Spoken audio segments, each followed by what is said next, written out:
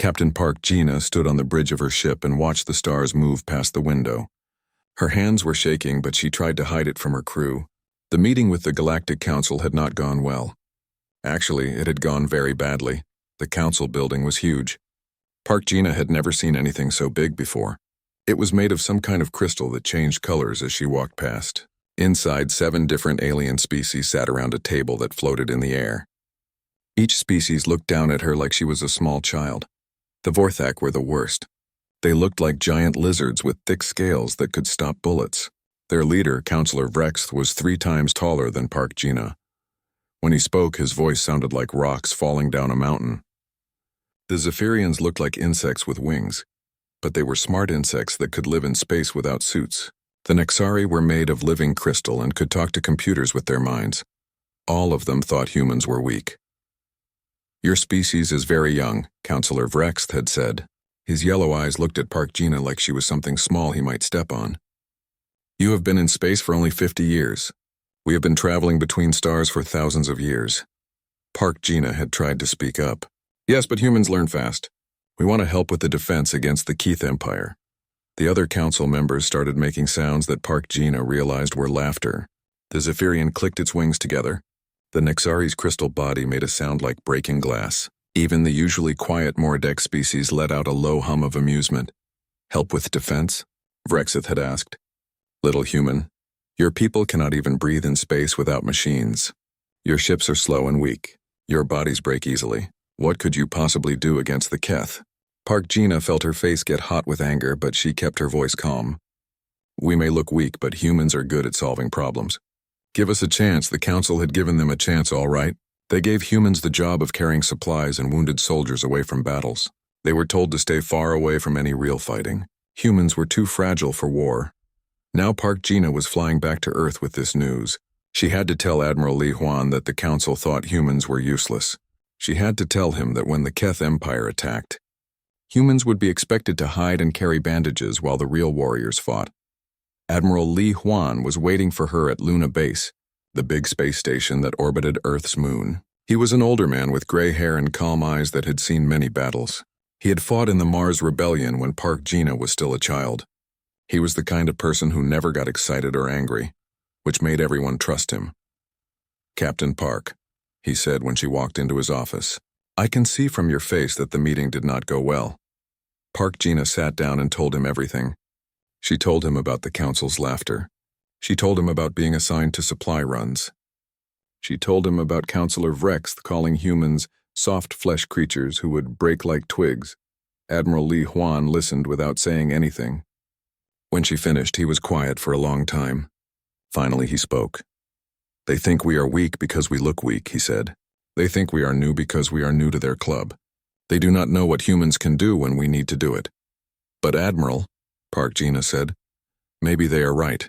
The Vorthak have skin like armor. The Zephyrians can survive in vacuum. The Nexari can control technology with their thoughts. What do humans have?" Admiral Li Huan smiled. It was not a happy smile. It was the smile of someone who knew a secret. "Captain Park, how long have humans been in space?" 50 years, sir. Since we joined the Galactic Council." "Wrong," the Admiral said. "Humans have been in space for over 100 years. We have been traveling to other star systems for 50 years before we ever met the Council. Do you know what we were doing during those 50 years? Park Gina felt something cold in her stomach. "No, sir." "We were preparing," Admiral Li Huan said. "We were learning. We were building. We knew that space was dangerous, and we knew that someday we would meet species that might want to hurt us. So we prepared." He pressed a button on his desk and the wall became a screen. The screen showed a star map, but it was not like any star map Park Gina had ever seen. This one showed human space, but there were markers in places she did not recognize.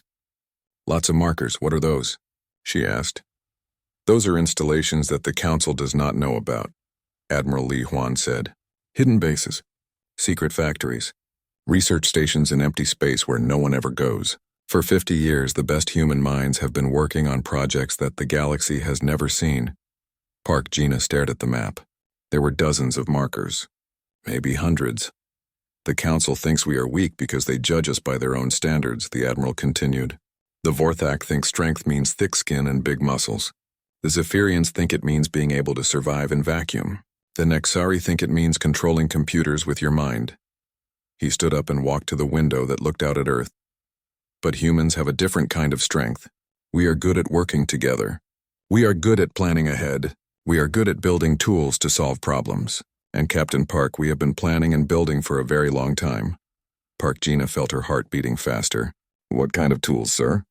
The kind that will surprise the Keth Empire, Admiral Li Huan said. The kind that will surprise everyone. Just then, Commander Kim Tai-ho walked into the office. He was younger than the Admiral but older than Park Gina. He ran Earth's Strategic Defense Initiative, which Park Gina had always thought was just a fancy name for watching for asteroids. Admiral, Commander Kim said, we are getting reports from the outer colonies. Keth scout ships have been seen near the Centauri system. Admiral Li Huan nodded. How long before they reach human space? Maybe 2 weeks, sir. Then we do not have much time. The Admiral turned back to Park Gina. Captain, I want you to take a message to Ambassador Choi Mira at the Council. Tell her to request a meeting with all Council members. What should I tell them, sir? Tell them that Earth would like to revise our agreement. Tell them that we want to change our role in the defense against the Keth. Park Gina was confused. But sir, they already said no. They think we are too weak. Admiral Li Huan's smile came back. Captain, they have never seen what humans can really do. They have seen us at our weakest when we first joined their council and needed their help. They have not seen us at our strongest. And when will they see that? Park Gina asked. Very soon, the Admiral said. Commander Kim, please send a message to all our hidden installations. Use code phrase Dragon Wakes. Commander Kim's eyes went wide. Sir, are you sure? Once we activate those protocols, there will be no going back. The whole galaxy will know what we have been building. The Keth Empire is coming, Admiral Li Huan said. The Council thinks we are too weak to fight. It is time to show them that they are wrong about humans. It is time to show them what 50 years of preparation can accomplish. Park Gina looked at the star map again. All those hidden markers, all those secret bases. What exactly have we been building out there, sir? Admiral Li Huan looked at her with those calm eyes that had seen so many battles. We have been building the future, Captain Park. A future where humans are never underestimated again. As Park Gina prepared to return to the Council, she felt something she had not felt since the meeting began. She felt hope. Maybe the galaxy was about to learn something new about humanity. Maybe they were about to discover that the weakest-looking species in the Council was actually something else entirely. The stars outside the window looked the same as always, but Park Gina knew that everything was about to change. The news came 3 days later, and it was worse than anyone expected. Ambassador Choi Mira was sitting in her office at the Council building when her communication device started making emergency sounds. The screen showed General Bae Hyun calling from Earth. His face looked tired and worried. Ambassador, General Bae said, we have a problem. The Keth Empire just attacked the Vorthak homeworld. Choi Mira felt her heart stop. The Vorthak were the strongest military force in the Council. Their homeworld had defenses that were supposed to be impossible to break. What happened? They used some kind of new weapon, General Bae said. Something that gets through shields like they are not even there. The Vorthak fleet lasted 6 hours. 6 hours. The mighty Vorthak, with their armor-plated ships and plasma cannons, had been destroyed in 6 hours. How many survived? Choi Mira asked. General Bae's face got darker. Maybe 10%. The rest are gone. Before Choi Mira could ask more questions, alarms started going off in the Council building. She could hear alien voices shouting in the halls outside her office. Her door burst open and a Zephyrian messenger flew in, its wings beating so fast they made a buzzing sound. Emergency Council meeting, the Zephyrian said in its clicking voice. All species representatives required immediately. The Council chamber was full of panic. Choi Mira had never seen the alien leaders look scared before, but they looked scared now. Councillor Vrexith, the same Vorthak who had laughed at humans just weeks ago, was standing at the table with his head down. His scales, which had seemed so strong before, now looked dull and cracked. My people, he said in a voice that shook. My people are gone. The Keth came with ships we had never seen before. Ships that could punch holes in our strongest armor. Ships that moved faster than our sensors could track them. The Nexari Councillor Yathara spoke next. Her crystal body was flickering between colors which Choi Mira had learned meant she was upset. Our computer networks detected the Keth weapons just before the attack. They use some kind of dark matter technology. It should be impossible, but they have found a way to make it work. A Mordek counselor raised one of his tentacles. The Mordek were usually very quiet and thoughtful. If the Keth can destroy the Vortex so easily, what chance do the rest of us have? That was when the next piece of bad news came. A hologram appeared in the center of the chamber showing a Zephyrian fleet commander. His wings were torn and bleeding. "Council," the commander said, "the Keth have attacked our outer colonies. We sent our best swarm fighters to stop them. They destroyed us in minutes. Our ships could not even get close to their battle cruisers." The hologram cut out, leaving the council chamber in terrible silence. Over the next few hours, more reports came in. The Keth Empire was not just attacking one or two systems. They were attacking everywhere at once. Their fleets appeared out of nowhere, destroyed everything in their path, and then moved on to the next target. Dr. Song Yuri was in her laboratory on Earth when she got the call from General Bai Hyun. She had been working on something called Project Deep Strike for 20 years, and she had been hoping never to use it. "Dr. Song," General Bai said, "how close are we to completion?" Song Yuri looked around her lab. It was full of equipment that no one else in the galaxy would understand. Some of it worked with gravity in ways that broke normal physics. Some of it used energy sources that did not officially exist. "We could be ready in days," she said. "But General, are we sure we want to do this? Once we show the galaxy what we have been building, there is no way to hide it again." "The galaxy is being destroyed," General Bai said. "The Keth will reach human space soon. We cannot hide forever," Song Yuri nodded. She had known this day would come. She pressed a red button on her desk, and somewhere far away in the asteroid belt, machines that had been sleeping for decades began to wake up. Lieutenant Colonel Oh Jinsu was on a training mission near Jupiter when he got new orders. He was commander of a special unit that most people in the Earth military did not know about. His soldiers were trained to fight in ways that other species had never imagined. "Colonel," came the voice from Earth Command, "you are authorized for Phase 1 operations. Begin immediate deployment to the outer colonies." Oh Jinsu smiled. His team had been training for 15 years for this moment. "Understood, Command. We are moving out." His ships were not like normal human ships.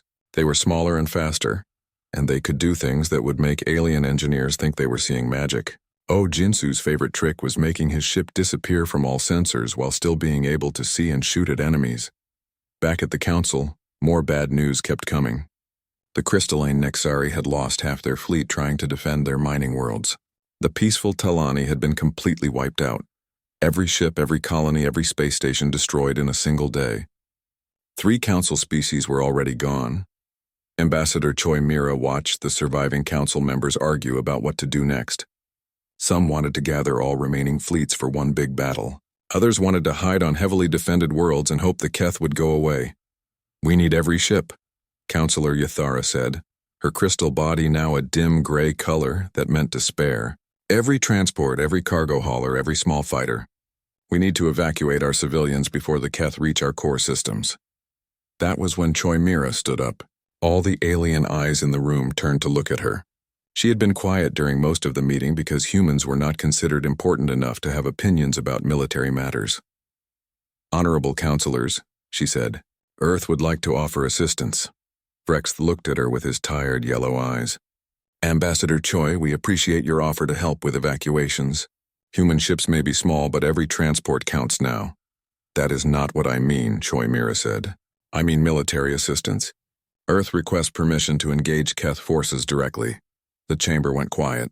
Then the Zephyrian counselor started clicking, which was their way of laughing. "Little human, did you not hear what happened to the Vorthak? The Keth destroyed the strongest military in the galaxy in 6 hours. What do you think your small ships could do?"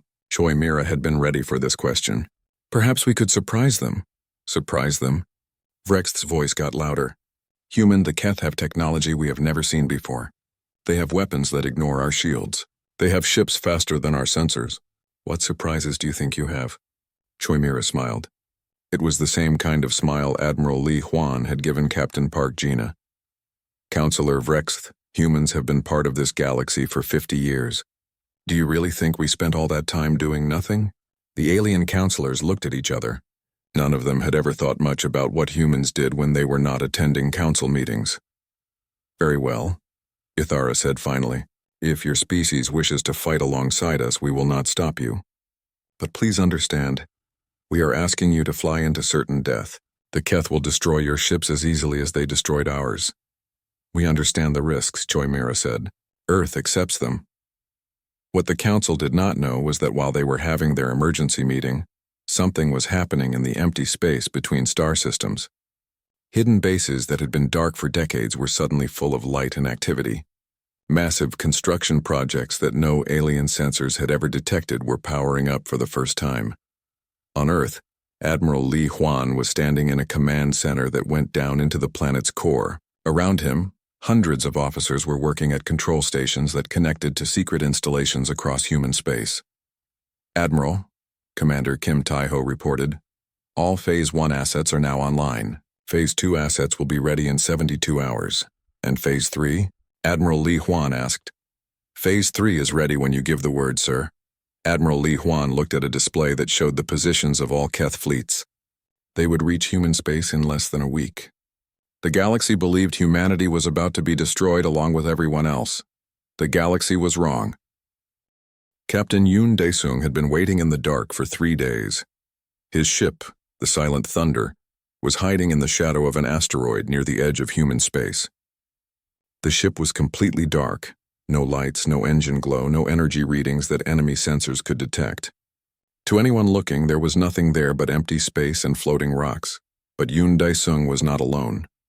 Scattered throughout the asteroid field were 11 other ships just like his, all invisible, all waiting. They had been built in secret factories that no alien species knew about.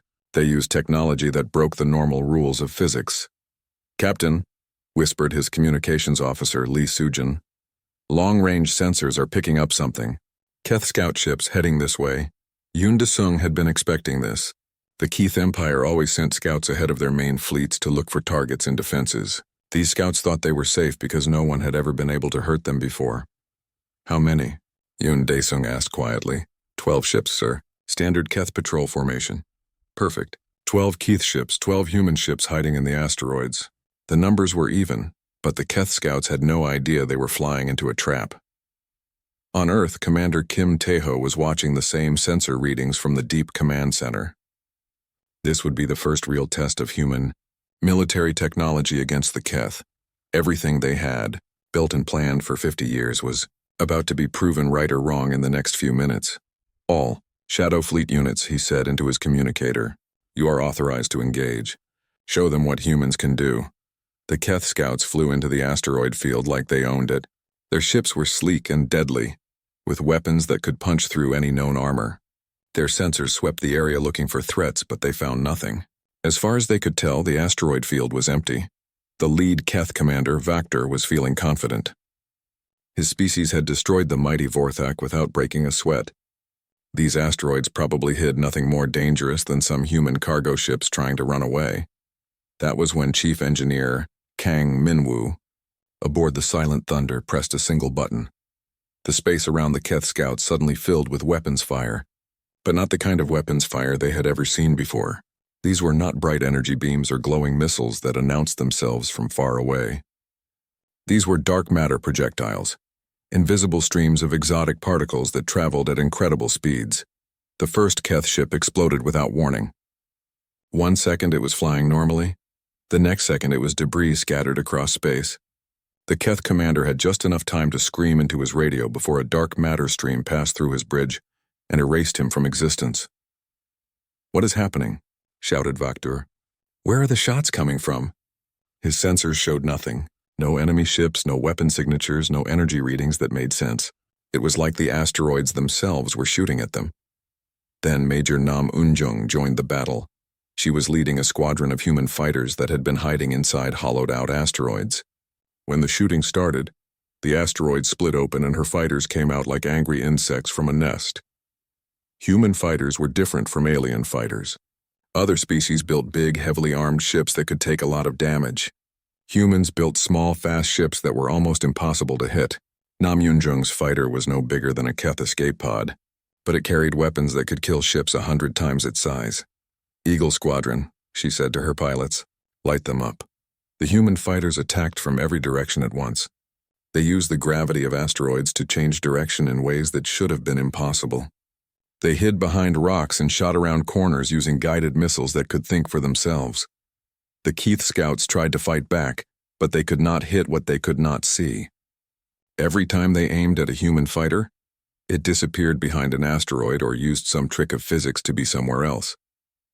In less than 10 minutes, all 12 Keth scout ships were destroyed. Not damaged, completely destroyed. There were no survivors to report back to the main Keth fleet.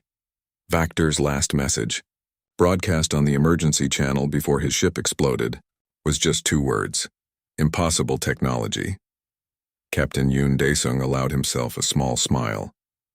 Communications, he said to Lee Sujin. Send a message to Earth Command. Phase 1 is complete. The Keth now know they are not alone in this system. But the Keith Empire did not know what had happened to their scouts. When 12 ships disappear without sending any information back, there are many possible explanations. Maybe they hit an asteroid field. Maybe their equipment failed. Maybe they got lost in hyperspace. Supreme Commander Vak Thol, leader of all Keth military forces, was not worried when the first scout patrol went missing. He sent another one. The second patrol never came back either. Now Vak Thol was paying attention. He sent a full battle group, 30 ships with enough firepower to destroy a small planet. They had orders to find out what happened to the missing scouts and eliminate any threats. Lieutenant Colonel Oh Jinsu was ready for them. His special operations team had been training for this moment for 15 years. They had studied every alien species, learned every weakness, developed tactics that no one else in the galaxy had ever imagined. When the Keth battle group arrived at the edge of human space, they found what looked like a normal defensive formation, a few dozen human ships arranged in a standard patrol pattern. Nothing scary, nothing unexpected. The Keth commander, Morthek, laughed when he saw them. This is what destroyed our scouts? These tiny human ships? He ordered his battle group to attack. 30 Keth warships against maybe 20 human vessels. It should have been over in minutes. Instead, something impossible happened. The human ships started moving in ways that defied physics. They accelerated without showing engine trails. They changed direction without slowing down. They split apart and reformed like they were made of liquid instead of metal. Dr. Shin Woojin had solved the problem of space combat differently than anyone else. Instead of building bigger guns or thicker armor, he had found ways to make ships that barely existed in normal space. Human vessels could phase partially into other dimensions, making them almost impossible to hit while still allowing them to shoot back. The Keth battle group fired everything they had at the human ships: plasma cannons, particle beams, fusion missiles, enough destructive power to level a continent. Almost all of it missed because the human ships were only half there. The few shots that did hit passed harmlessly through the human vessels like they were shooting at ghosts. Then the human ships started shooting back. Oh, Jinsu had been saving his best weapons for this moment. Instead of trying to match Keth firepower, human engineers had built weapons that worked on completely different principles. Gravity bombs that crushed ships from the inside. Quantum missiles that ignored shields and armor completely. Energy drains that sucked the power out of enemy systems. One by one, the Keth ships stopped working and drifted helplessly in space. Not destroyed, disabled. Oh Jinsu wanted prisoners. This is Lieutenant Colonel Oh Jinsu of the Earth Defense Force, he broadcast to the Keth survivors. Surrender your weapons and prepare to be boarded. Morthek could not believe what he was seeing. His battle group, which should have been able to conquer an entire star system, had been defeated by a handful of small human ships. Ships that seemed to be made more of science fiction than science fact. What are you? He asked over the radio. Oh Jinsu's answer was simple. We are humans. And you just found out why that matters. Back on Earth, Admiral Li Huan was watching the reports come in from the battle.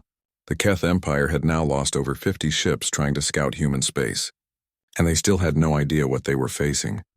Sir, Commander Kim Tae-ho said, our intelligence suggests the Keth are preparing to send their main fleet. Not just a battle group, their entire military force. Admiral Li Huan nodded. He had expected this. The Keth Empire had conquered the galaxy by using overwhelming force. When they met resistance, they brought bigger hammers. Then it is time for Phase 2, Admiral Li Huan said. Contact Fleet Admiral Go Suman. Tell her to prepare the Dreadnoughts. Kim Tae-ho felt a chill run down his spine. The Dreadnoughts were humanity's greatest secret, their ultimate weapon. Ships so powerful that they had been built in complete isolation, in the empty space between galaxies where no sensors could ever find them. Sir, are you sure? Once we reveal the Dreadnoughts, the entire galaxy will know what we have been building. Admiral Li Huan looked at the tactical display showing Keth fleets massing for their final attack on human space. Soon hundreds of enemy ships would arrive, expecting to find weak, frightened humans ready to surrender. Commander, Admiral Li Huan said, the galaxy is about to learn that humans are full of surprises. Supreme Commander Vakthul was angry. He stood on the bridge of his massive flagship, the World Breaker, and looked at the reports from human space. 53 ships lost. 53 ships destroyed by a species that was supposed to be weak and helpless.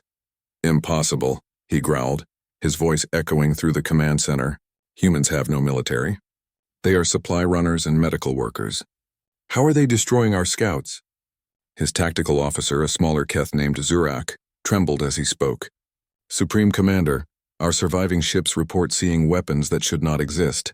Ships that appear and disappear. Technology that ignores our shields. Vakthul slammed his fist on the command table. The metal dented under the impact. I do not care what technology they have. I do not care if they can turn invisible or shoot through dimensions. I will bring the entire fleet and crush them. He turned to look out the front window of his ship. Spread out in formation around the World Breaker were 847 Keth vessels, the largest military force ever assembled. Battleships the size of cities. Carriers holding thousands of fighters. Destroyer squadrons that could sterilize planets. All ships, Vakthul announced over the fleet communication system. Prepare for jump to human space. We will end this mystery once and for all. On Earth, Fleet Admiral Go Suman received the message she had been expecting for 20 years. Admiral, came Admiral Li Huan's voice over the secure channel. It is time. Authorize Dreadnought deployment. Go Suman was sitting in the command center of Titan Station, a secret base built inside Saturn's largest moon. Around her, officers who had trained their entire careers for this moment worked at control stations that connected to the most powerful weapons ever built. Understood, Admiral, Go Suman said. All Dreadnought commanders, this is Fleet Admiral Go. Authorization code Dragonfire. Prepare for combat deployment. Across human space, 12 massive objects that had been hiding in the emptiness between star systems began to move for the first time. They had been built over 30 years in complete secrecy, using technology so advanced that it required new branches of mathematics to understand. Captain Lim Hyok commanded the flagship Terra's Wrath. His ship was not just large, it was incomprehensibly huge. A mobile battle station the size of a small moon, filled with weapons that could reshape reality itself. All stations report ready, announced his first officer, Park Subin, cloaking field at maximum efficiency. They will not detect us until we want them to. Captain Lim Hyok nodded. He had spent 15 years preparing for this battle. Every system on his ship had been tested and retested. Every weapon had been calibrated to perfection. Every member of his crew knew exactly what to do. Take us to the Sol system, he ordered. It is time to show the galaxy what humans can build. The Keth fleet arrived at the edge of human space like a storm made of metal and fire. 847 ships dropping out of hyperspace in perfect formation, their weapons charging, their sensors sweeping the area for targets. Vakthul expected to see desperate human defenses. He expected space stations bristling with weapons, fleets of ships trying to protect their home world, maybe some kind of energy barrier or minefield. Instead, he saw nothing. Tactical report, he demanded. Supreme Commander, Zurich said, checking his instruments. Sensors show minimal activity in the system. A few cargo ships near the outer planets. Some communication satellites. No military installations detected. Vakthul was confused but pleased. Perhaps the humans had fled deeper into their system, or maybe they had evacuated completely. Either way, this would be easier than he thought. All ships advance on the third planet, he ordered. We will destroy their homeworld and end this annoyance. The Keth fleet began moving toward Earth, confident in their overwhelming superiority. They had conquered dozens of species. They had destroyed fleets that were larger and better, armed than anything humans could possibly field. That was when Fleet Admiral Go Suman gave the order that changed. Everything, Dreadnought fleet, she announced. Decloak and engage. The space around the Keth fleet suddenly exploded with new contacts.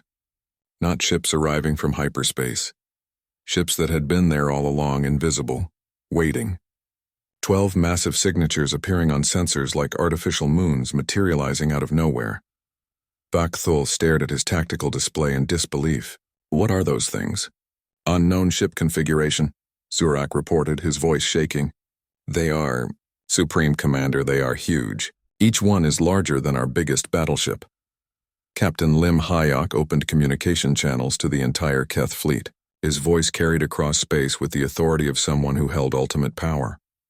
This is Captain Lim Hayok of the Earth Defense Force Dreadnought Terra's Wrath, he said calmly.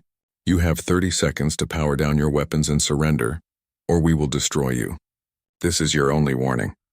Vakthul's response was exactly what Captain Lim expected. The Keth Supreme Commander started laughing. Humans, Vakthul said, his voice filled with contempt. You build 12 big ships and think you can threaten us? We have almost 1,000 vessels. We have conquered the galaxy. What can your handful of oversized targets do against the might of the Keth Empire? All ships, Vakthul ordered, open fire. Show these humans what real power looks like. The Keth fleet unleashed everything. 800 ships firing at once. Enough destructive energy to crack a planet's crust. Plasma beams that could melt through any known armor. Fusion missiles that burned as hot as stars. Particle cannons that had never met a defense. They could not penetrate. The barrage that could have destroyed an entire civilization struck the lead human dreadnought. The Terra's wrath did not even slow down. Dr. Shin Wujin had solved the problem of defense by thinking differently than anyone else in the galaxy. Other species built thicker armor or stronger shields. Humans built something that barely existed. In the same dimension as the attacks, the Dreadnoughts were surrounded by fields that did not just deflect incoming fire, they redirected it into pocket dimensions where the energy harmlessly dispersed. It was like shooting at a target that was simultaneously there and not there. Impossible, Vakthul whispered as he watched his fleets. Most powerful weapons have no effect at all. Now, it is our turn, Captain Lim Hyuk said. The Terra's Wrath fired a single shot, not a beam of energy or a missile or anything the Keth had ever seen before. The weapon created a tunnel through space-time itself, a passage that connected the Dreadnought's position to its target without crossing the space in between. The beam passed through 17 Keth ships simultaneously. Each ship did not explode or burn or break apart. Each ship simply stopped existing, as if it had been erased from reality. Vakthul watched in horror as 17 of his most powerful battleships vanished in an instant. What kind of weapon is that? He screamed. His answer came from the other 11 dreadnoughts, which opened fire at the same time. Each dreadnought carried weapons that worked on different principles, but achieved the same result. Gravity manipulators that crushed ships into small balls of compressed matter. Quantum disruptors that made the atomic bonds in enemy hulls forget how to hold together. Temporal weapons that sent targets backward in time to before they were built. In less than 5 minutes, the largest fleet in galactic history was reduced to floating debris and a handful of ships trying desperately to escape. This is impossible, Vakthul shouted as his own ship's hull began to crack under the assault from weapons that should not exist. What are you humans? Admiral Li Huan's voice came over the communication channel, broadcasting from Earth to every surviving Keth ship. We are what happens when you underestimate a species for 50 years, he said. We are what you get when humans have time to prepare. We are the reason you should never judge strength by appearance. Vakthul's ship, the mighty Worldbreaker, was breaking apart around him. His bridge was filling with smoke and the screams of his dying crew. Please, he said, his voice no longer proud and commanding. We surrender. We will withdraw from all conquered systems. Just stop shooting. Captain Lim Hayok looked at his tactical display. Of the 847 ships that had attacked Earth, only 12 were still functional. The rest were gone. Earth Command, he reported. Hostile fleet has been neutralized, requesting instructions for survivors. Admiral Li Huan's answer came immediately. I accept their surrender, Captain. The war is over. Across the galaxy, species that had been hiding in bunkers and preparing for extinction began receiving impossible news. The Keth Empire, the unstoppable force that had conquered half the known worlds, had been completely defeated by the humans. The weak, fragile humans who nobody took seriously. The humans who had been building dreadnoughts in secret for 30 years. The galaxy would never underestimate humanity again. 6 months after the battle at Earth, Captain Park Gina stood on the bridge of her new ship and watched a planet come back to life. Below her, the world called Nexar Prime was celebrating its freedom. The Keth Empire had controlled this planet for 8 months, and the people who lived there thought they would never see their families again. Now human dreadnoughts hung in orbit like protective guardians while alien ground forces retook their cities. "Captain," her communications officer said, "we are receiving thank you messages from the surface." "Thousands of them," Park Gina smiled. She was no longer flying supply runs or carrying bandages. Her ship, the New Hope, was the flagship of a combined fleet with vessels from 12 different species. All of them followed her orders now. It was strange how much had changed. The news of humanity's victory over the Keth Empire had spread across the galaxy faster than light. Species that had been hiding in bunkers suddenly found hope again. The Galactic Council, which had been meeting in secret emergency sessions, suddenly had a future to plan for. Ambassador Choi Mira was in the council chamber when the formal surrender came. Supreme Commander Vakthul, broadcasting from a prison ship, read the terms that would end the war. "The Keth Empire officially surrenders to the Earth Defense Force and the Galactic Council," he said, his proud voice now broken and defeated. "We will withdraw from all conquered territories. We will release all prisoners. We will submit to galactic justice for our crimes." The council chamber, which had been full of fear and despair just months before, now buzzed with excitement and relief. But all eyes were on the human ambassador. Counselor Vrexith, the same Vorthak who had once laughed at human weakness, now spoke with deep respect. "Ambassador Choi, Earth has saved us all. How can the Council repay this debt?" Choi Mira stood up slowly. She had been thinking about this moment for months. "Honorable Counselors, Earth does not want payment. But we do want change." She activated a hologram that showed the entire galaxy. Red areas marked systems that had been destroyed by the Keth. Yellow areas showed worlds that were still recovering. Green areas were safe and protected. "For too long," Choi Mira said, "this galaxy has been divided into strong species and weak species. The strong protected themselves while the weak suffered. This must end." Counselor Yithara, the Nexari representative, flickered between colors that meant curiosity and hope. "What do you propose?" "Earth proposes a new kind of galactic council," Choi Mira said. "One where military strength is shared equally among all species. One where the strong have a duty to protect the weak. One where no single empire can ever threaten galactic peace again." The council chamber went quiet as the alien representatives thought about this. Some of them were worried. If humans could build weapons like dreadnoughts in secret, what else might they be hiding? Admiral Li Huan had expected these concerns. That was why he was now standing in the largest space station ever built, giving a tour to representatives from every species in the galaxy. "Welcome to Harmony Station," he said as the group walked through corridors filled with the most advanced technology anyone had ever seen. "This will be the new headquarters of Galactic Defense."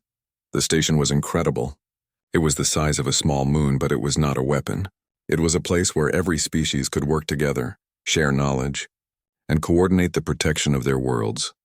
"Admiral," asked a nervous Zephyrian representative, "your dreadnoughts are very powerful.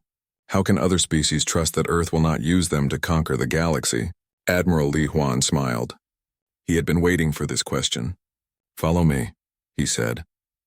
He led them to the station's central command center, where officers from dozens of different species were working together at control stations. Humans worked alongside Vorthak, Nexari, and Zephyrians. Even some reformed Keth were part of the team. "The dreadnoughts are not controlled by Earth alone," Admiral Li Huan explained. "They are controlled by the Galactic Defense Force, which includes representatives from every member species. No single world can use them for conquest." Fleet Admiral Go Suman was there to demonstrate. "Computer show current dreadnought deployment," she said. A hologram appeared showing the positions of all 12 dreadnoughts. They were spread throughout the galaxy, not concentrated around Earth. Some were protecting former Keth worlds while the people there rebuilt their governments. Others were patrolling trade routes to keep them safe from pirates. "Each dreadnought has a mixed crew," Go Suman explained. "Humans provide the technical knowledge, but other species provide cultural understanding and tactical expertise. We are stronger together than any of us could be alone." But the most important, changes were happening on the worlds that the Keth had conquered. Captain Park Gina watched, as the last group of Keth occupation forces was loaded onto transport ships. These soldiers were not being executed or enslaved. They were being sent to prison worlds where they would learn new skills and hopefully become better people. "It is hard to believe," said Commander Veltar, the Nexari officer standing next to her. "6 months ago we thought our civilization was ending. Now we are rebuilding better than before." Park Gina nodded. The planet below them was indeed rebuilding, but not just replacing what had been destroyed. Human engineers were working with local architects to design cities that could never be conquered again. Vorthak construction workers were building shields that could protect entire continents. Zephyrian technicians were installing communication systems that could not be jammed or destroyed. "That was always the plan," Park Gina said. "Earth never wanted to rule the galaxy. We just wanted to make sure it was safe." On Earth, Dr. Song Yuri was working on her next project. The laboratory that had once developed weapons of incredible power was now focused on tools of creation. Medical devices that could heal injuries no doctor had ever been able to fix. Terraforming equipment that could turn dead worlds into gardens. Energy systems that could power entire civilizations without pollution. "Doctor," her assistant asked, "why are we giving all this technology away? Earth could use these discoveries to become the most powerful world in the galaxy." Song Yuri looked out the window at the stars. "Power is not about what you can take," she said. "Real power is about what you can give. Earth is powerful because other species trust us to protect them. If we betrayed that trust, we would lose everything that matters." The final test came when a new threat appeared at the edge of the galaxy. Long-range sensors detected a fleet of unknown ships approaching from empty space. Beyond the galactic rim, they were not from any known species, and they were not responding to communication attempts. The old Galactic Council would have panicked. The old system would have seen each species try to protect only themselves, leaving the weak to face the unknown alone. Instead, Admiral Li Huan activated the new galactic defense protocols. Within hours, representatives from every species were gathered at Harmony Station.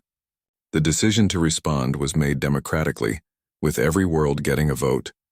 The response force included ships from all major species, coordinated by human dreadnoughts but commanded by officers chosen from across the galaxy. Captain Lim Hyok stood on the bridge of the Terra's Wrath as the combined fleet approached the unknown vessels.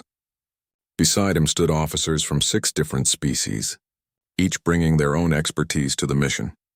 "Unknown fleet," he broadcast. "This is the Galactic Defense Force. State your intentions or withdraw from our space." The response surprised everyone. "Greetings," came a voice speaking perfect galactic standard. "We are refugees from a dying galaxy. We come seeking not conquest but shelter." What followed was not a battle, but the first contact between 2 galactic civilizations. The refugees brought knowledge of technologies and cultures that no one had ever imagined. In return, they were given worlds to rebuild their lives and protection from whatever had destroyed their original home. 1 year after the Keth War ended, Ambassador Choi Mira stood before the new Galactic Council. The chamber was twice as large as the old one, with representatives from over 100 species, including the refugees from beyond the rim. "1 year ago," she said, "this galaxy was divided and afraid. Strong species ignored weak ones. Military power was used for conquest instead of protection. Everyone lived in fear of the next war." She gestured to the diverse group of beings around her. "Today we are united in a way our ancestors never dreamed possible. Our fleets patrol together, our scientists share knowledge freely. Our strong protect our weak not because they have to, but because they choose to." Councillor Vrexith, who had once dismissed humans as fragile creatures, stood to address the assembly. "I must confess something to this council. When humans first asked to help with our defense against the Keth, I laughed. I thought they were too weak to make a difference." His voice grew stronger. "I was wrong. Humans were not too weak to fight. They were too wise to fight the wrong way. While we built bigger weapons, they built better strategies. While we prepared for the last war, they prepared for the next peace." The council chamber erupted in approval sounds from dozens of different species. Admiral Li Huan watched the ceremony from Earth, where he was training the next generation of galactic defenders.